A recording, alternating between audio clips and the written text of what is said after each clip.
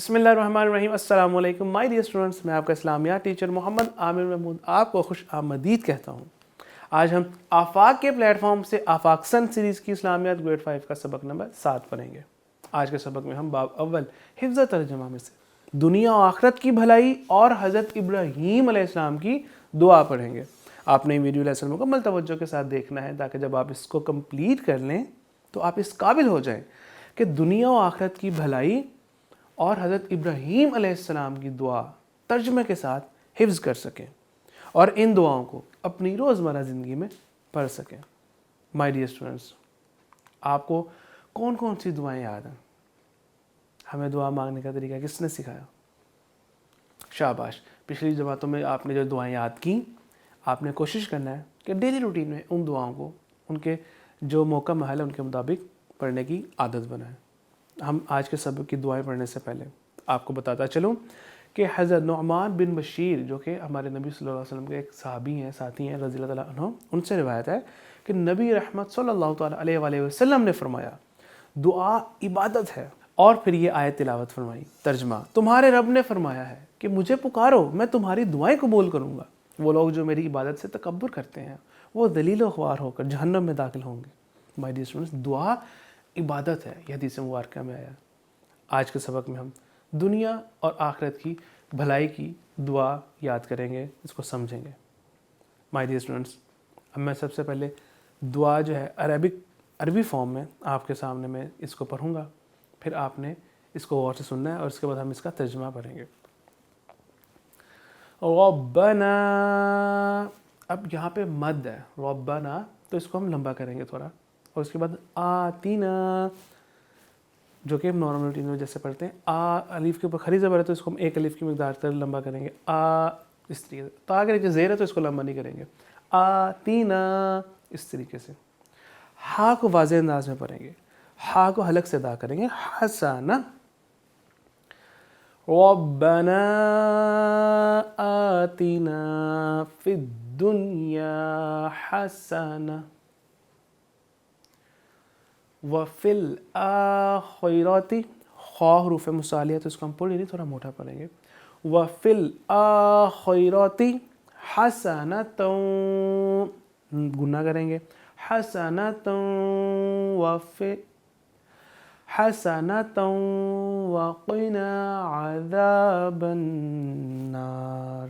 قاف حروف مصالیہ اس کو پر پڑھیں گے، آئین کو واضح کریں گے، ذال میں سیٹی کی آواز نہیں آئے گی، وقنا عذاب النار، نون پہ تشدید ہے تو گنہ کریں گے۔ اب میں اس کو ایک فلو میں پڑھوں گا۔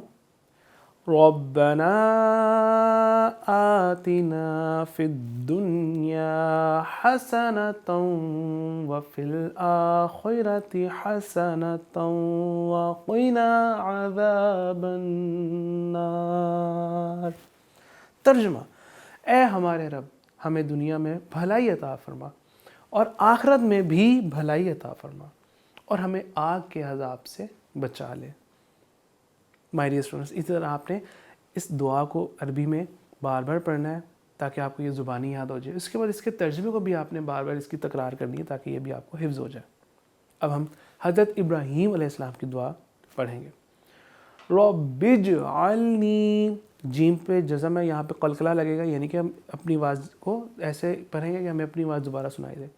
رب اجعلنی مقیم الصلاۃ، صاد کو پر پڑھیں گے، رب اجعلنی مقیم الصلاۃ ومن، گنہ کریں گے، یہاں پہ اخفا کا قاعدہ لگ رہا ہے، ومن ذریتی ربنا وتقبل دعاء، قاف کو پر پڑھیں گے۔